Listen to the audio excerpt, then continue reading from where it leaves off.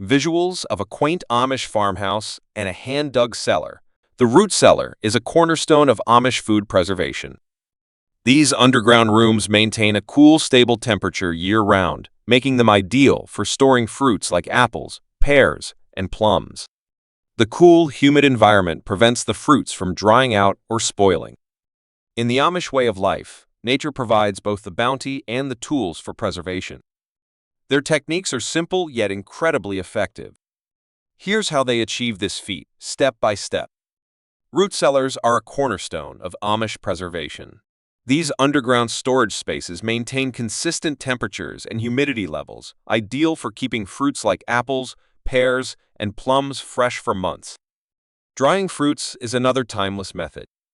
The Amish slice apples, peaches, and cherries, and either sun-dry them or use wood-fired ovens. This process removes moisture, stopping bacteria in its tracks. Once dried, the fruits are stored in airtight glass jars, ready to be rehydrated for desserts, jams, or eaten as healthy snacks. This way, they can last for an entire year or more. Canning is an Amish tradition passed down for generations. Fresh fruits are preserved in jars with a sweet syrup or as jams. These jars are then boiled to create an airtight seal, locking in both flavor and freshness. Canning not only extends the fruit's shelf life, but also ensures a taste of summer, even in the coldest months.